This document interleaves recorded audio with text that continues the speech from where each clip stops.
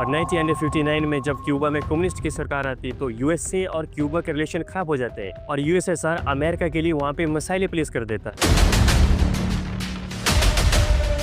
और 1962 में चाइना और यूएसएसआर के बीच में दरार आ जाती है और जो माओ जुड़ा होते हैं वो कहते हैं कि जो असल में जो कम्युनिस्ट है अब उसकी विचारधारा को फॉलो नहीं कर रहे हैं। और ये दो अलग अलग विचारधाराओं ने दुनिया में इतनी क्रूरता फैलाई, अप्रॉक्स 300 लाख लोगों की इन्होंने हत्या की। यूएसएसआर नाटो को काउंटर करने के लिए एक संगठन बनाता है वर्शा पैक्ट, जो आगे जाके फेल हो जाता है। अमेरिका नाटो की कंट्री में यूएसएसआर के लिए मिसाइलें प्लेस कर देता है कि आगे जाके कोई भी समस्या होती तो यहाँ से मैं यूएसएसआर को खत्म कर दूंगा।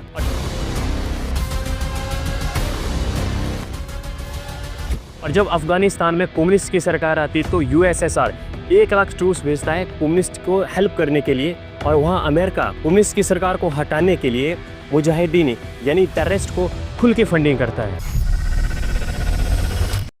जय हिंद दोस्तों, देखिए आज हमसे यूक्रेन और रशिया के बीच में जो लड़ाई हो रही है वो लड़ाई वहाँ पे क्यों हो रही है और उनके बीच में लड़ाई हो रही है, लेकिन टैरिफ इंडिया के ऊपर बढ़ रहा है। अमेरिका चाहता है कि वहाँ पे वार रुकनी चाहिए, सिविलियन की डेथ हो रही है वहाँ पे बहुत। आपकी विचारधारा बहुत बड़ी है, हम भी चाहते हैं कि वार वहाँ पे रुकनी चाहिए, लेकिन तब आपकी विचारधारा कहाँ पे थी जब आपने 20 साल तक वियतनाम में बम गिरवाया और लोगों की हत्या की और अफगानिस्तान में जाके आपने टेररिस्ट को पाला, तब आपकी ये विचारधारा कहाँ पे थी। तो अलग अलग विचारधाराओं ने 300 लाख लोगों की हत्या कर दी, 1 लाख नहीं, 2 लाख नहीं, 300 लाख लोगों की हत्या हुई। हालांकि जो यूक्रेन और रशिया की जो लड़ाई है, यूक्रेन और रशिया की लड़ाई नहीं, ये तो अमेरिका वर्सेस रशिया की लड़ाई है। यूक्रेन को बीच में पुतला खड़ा कर दिया है, ये ले भाई हथियार, अब गोली मार। रशिया और अमेरिका के बीच में ये तनाव क्यों है, इस तनाव को समझने के लिए हमें थोड़ा सा कोल्ड वार को समझना पड़ेगा ताकि हमें पूरा रिलेट कर पाएँ ये आखिरकार समस्या क्यों है। ये जब सेकंड वर्ल्ड वॉर खत्म होती तो 2 सुपर पावर निकल के आती, यूएसएसआर जो अभी रशिया है और यूएसए, और इन दोनों की विचारधारा अलग अलग थी। जो यूएसएसआर था ये कम्युनिस्ट को फॉलो करता था, कम्युनिस्ट विचारधारा को फॉलो करता था,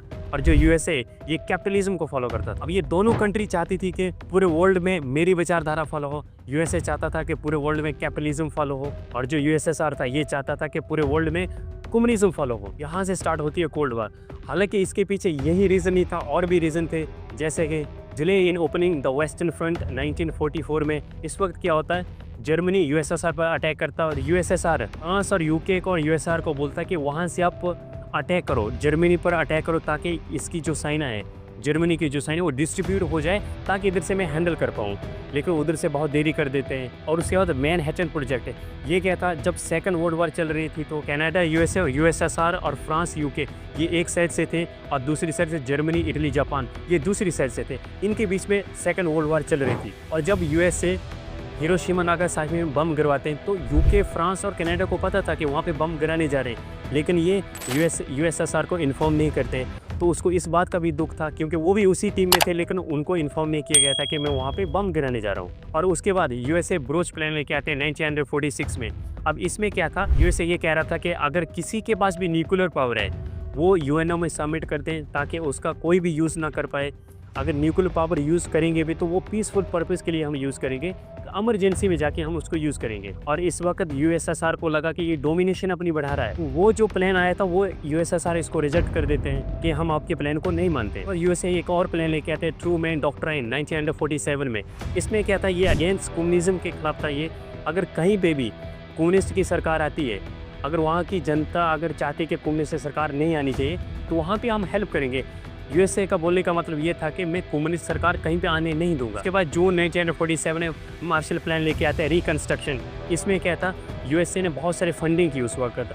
जितनी भी कंट्री थी सेकंड वर्ल्ड वॉर में, जो उनकी इंडस्ट्री जो डिस्ट्रॉय हो चुकी थी, वहाँ पे उन्होंने पैसा दिया कि अब इंडस्ट्री को खड़ा करो फिर से, कि मैं पैसा दे रहा हूँ।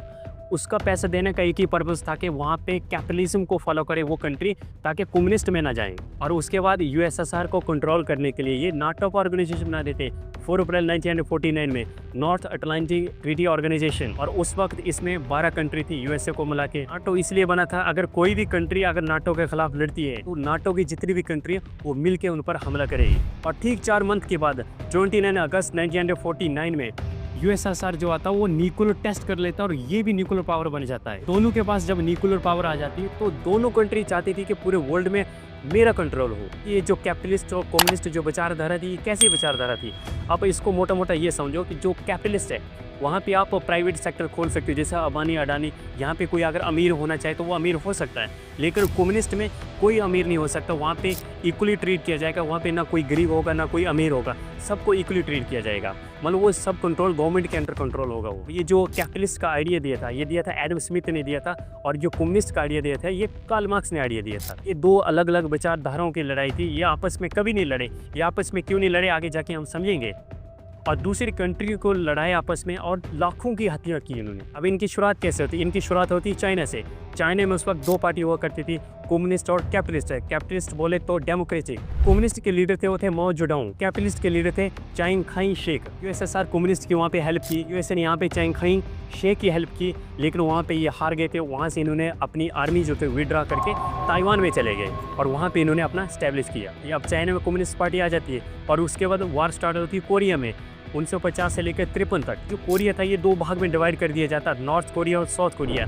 ये जो कोरिया था ये पहले जापान का पार्ट हुआ करता था, लेकिन जब सेकंड वर्ल्ड वार में जापान टूट चुका था तो ये कोरिया इन्होंने कैप्चर कर लिया था। नॉर्थ कोरिया और साउथ कोरिया, इनका जो बॉर्डर होता वो 38 पैरेलल होता। नॉर्थ कोरिया था, वहाँ पे यूएसएसआर और चाइना अपनी फौज भेजती है ताकि वहाँ पे कम्युनिस्ट सरकार बन जाए। साउथ कोरिया था, वहाँ पे यूएसए अपनी फौज भेजता ताकि वहाँ पे डेमोक्रेटिक पार्टी आ जाए। और ये जितनी भी लड़ाई हो रही थी इसको कहते हैं प्रॉक्सी वार। प्रॉक्सी वार का मतलब क्या है? जिनकी लड़ाई असल में है वो आपस में नहीं लड़ रहे, लेकिन दूसरे को पैसा दे रहे हैं, हथियार दे रहे हैं कि आपस में लड़ो आप। इसको कहते हैं प्रॉक्सी वार। अब 1953 में यूएसएसआर के लीडर जोसेफ स्टैलिन जो होते हैं उनकी डेथ हो जाती है और उसके नए लीडर आते हैं वहाँ पे निकिता।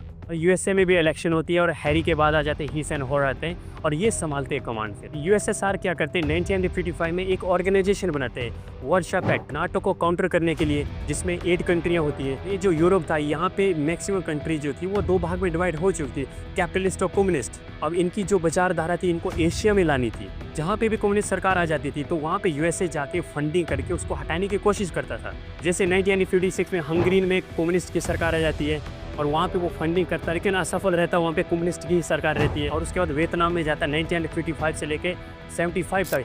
और जो वियतनाम था यहाँ पे अमेरिका 20 साल तक लड़ता, लोगों की हत्या होती, यहाँ पे बम गिरवाता, लेकिन उसको हार का सामना करना पड़ता है। यहाँ से एक थ्योरी है डोमिनो। यूएसए को डर लग गया था कि चाइना में कम्युनिस्ट पार्टी आ गई, कोरिया में कम्युनिस्ट पार्टी आएगी और वियतनाम में कम्युनिस्ट पार्टी आ रही, तो उसको लग रहा था ऐसा ना हो कि इंडोनेशिया में, इंडिया में सब कम्युनिस्ट विचारधारा फॉलो हो जाए। यूएसए 1960 में क्या करता है, जितनी भी नाटो की कंट्री थी और भी कंट्री थी वहाँ पे क्या करते हैं, ये न्यूक्लियो को प्लेस कर देते हैं। टर्की, इटली, यूके, बेल्जियम और वेस्ट जर्मनी। पहले जो जर्मनी था वो दो भाग में डिवाइड था, वेस्ट और ईस्ट जर्मनी। तो वहाँ पे न्यूक्लियो को प्लेस कर देता ताकि आगे कोई भी समस्या होती तो यहाँ पे बटन दो और यूएसएसआर को ख़त्म कर दूँ। उन्होंने मिसाइल हर जगह प्लेस करके रख दी। क्या अब 1959 में क्या होता है, क्यूबा में कम्युनिस्ट की सरकार आ जाती है, फिडेल कैस्ट्रो जिसके लीडर होते हैं। तो अमेरिका और क्यूबा के रिलेशन ख़राब हो जाते हैं। तो जब इनके रिलेशन ख़राब होते हैं तो दुश्मन का दुश्मन अपना दोस्त, तो यूएसएसआर यहाँ पे हेल्प करता है। उसके बाद 1962 में क्यूबा मिसाइल क्राइसिस है। इसमें क्या होता है, यूएसएसआर क्या करता है, यहाँ पे मिसाइल प्लेस ये भी कर देता है।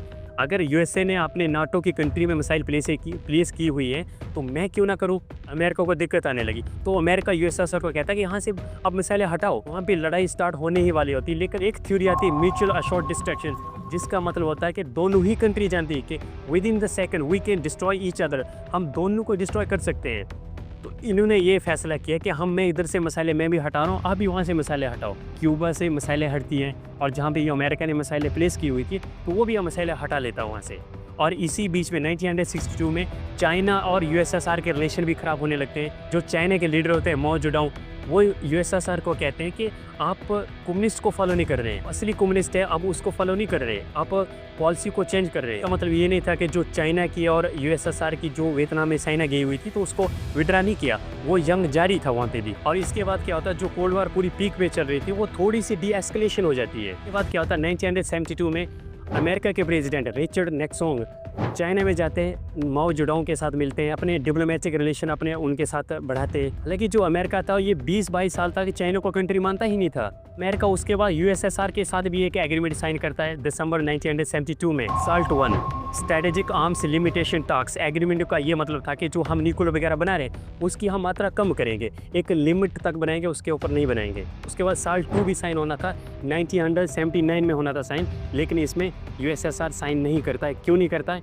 इसके पीछे रीज़न था कि अफ़गानिस्तान में कम्युनिस्ट की सरकार जब आ गई थी वहाँ पे, तो जब कम्युनिस्ट की सरकार वहाँ पे आई, वहाँ पे 2 पार्टी थी, एक कम्युनिस्ट की सरकार थी और दूसरी थी वो मुजाहिदीन जो कम्युनिस्ट के ख़िलाफ़ थे। और यूएसएसआर क्या करता है कि 1 लाख ट्रूप्स वहाँ पे भेजता है कम्युनिस्ट की जो सरकार होती है उसको हेल्प करने के लिए। इसकी वजह से वो अमेरिका साइन नहीं करता है। अफ़गानिस्तान में एक ग्रुप और था मुजाहिदीन जो कम्युनिस्ट के ख़िलाफ़ था, तो यूएसए क्या करता है, यहाँ पे फंडिंग करता है, मुजाहिदीन को फंडिंग करता है, हथियार देता, पैसा देता। उस वक्त पाकिस्तान भी सपोर्ट करता है। ये लड़ाई चलती 15-20 साल तक ये लड़ाई चलती, लेकिन यहाँ से यूएसएसआर को हार का सामना करना पड़ता है। अब उसके बाद यूएसएसआर के न्यू लीडर आते हैं, मखाई 1982 में आते हैं और वो पॉलिसी लाते हैं कि अर्थव्यवस्था कैसे ठीक हो, लेकिन और गिर जाती है अर्थव्यवस्था। उसके बाद क्या होता है, 1989 में जो वर्षा पैक्ट ऑर्गेनाइजेशन बनाई थी यूएसएसआर ने, वहाँ पे भी प्रोटेस्ट होते हैं। जो वहाँ के लोग होते हैं वो कहते हैं कि जो कम्युनिस्ट सरकार है उसको हटाया जाए, तो वहाँ पे प्रोटेस्ट होते हैं और पीसफुली के साथ वहाँ पे सरकार बदल दी जाती है, सिर्फ रोमानिया को छोड़ के। वहाँ पे भी प्रोटेस्ट होता है लेकिन वो लीडर मानते नहीं है। रोमानिया के एक लीडर होते हैं निकोला, उनको लाइव टीवी पर गोली मार दी जाती है। 25 दिसंबर 1991 में क्या होता है, जो यूएसएसआर होता है ये डिसॉल्व हो जाता है, 15 कंट्री में टूट जाता है। यहाँ पे होता कोल्ड वॉर खत्म। ये जो यूक्रेन था ये भी रशिया का ही पार्ट था, तो इसने 2014 में क्या किया, क्रीमिया को कैप्चर कर लिया। क्रीमिया के बाद लुहांस्क और डोनेट्स्क होते हैं, इसको भी कैप्चर कर लेते हैं, लेकिन जो डोनेट्स्क रहता है ये 70% अभी कैप्चर किया हुआ है। अब रशिया क्या कहता है कि मैंने क्रीमिया, लुहांस्क और डोनेट्स्क क्यों कैप्चर किया, वो रशियन लैंग्वेज बोलते हैं और वो वहाँ पे नहीं रहना चाहते, वो हमारे साथ रहना चाहते हैं। यूएनओ को आर्टिकल 7 यही कहता है कि कहीं भी अगर समस्या हो रही, लोग अगर नहीं रहना चाहते तो उसको आप आज़ाद करवा सकते हैं। जैसे इंडिया ने बांग्लादेश को आज़ाद करवाया, फिर चाहता है कि मुझे नाटो में शामिल कर दिया जाए। अब यूक्रेन का नाटो में शामिल होने का मतलब है कि जो रशिया वो अपने पाँव पे कुल्हाड़ी खुद मार रहा है, और रशिया इतना पागल तो नहीं है। अमेरिका ने पुतिन के साथ डिस्कशन की, तो अमेरिका का मानना ये था कि जो एरिया आपने ले लिया उसको ले लो, यूक्रेन है उसको नाटो में ज्वाइन होने दो। रशिया पागल तो नहीं है, उसको कैसे ज्वाइन होने देगा। अगर वो ज्वाइन हो जाता तो कल को कोई भी समस्या होती तो नाटो की जितनी भी कंट्री वो मिल के रशिया को ख़त्म कर देंगी। के बीच में लड़ाई नहीं रुक रही, तो गलती किसकी, इंडिया की। इंडिया की गलती क्यों है कि इंडिया रशिया से तेल ले रहा है, तो यही गलती है। चाइना तेल ले रहा है उसकी गलती नहीं है। ये सब चाहते हैं कि रशिया और यूक्रेन का युद्ध खत्म होना चाहिए, क्योंकि बहुत सारे वहाँ पे सिविलियन मारे जा रहे हैं। लेकिन आगे क्या होता है ये तो रशिया ही बताएगा। अगर अब नए हैं तो चैनल को सब्सक्राइब करना ना भूलें। मिलते हैं नेक्स्ट वीडियो, तब तक जय हिंद।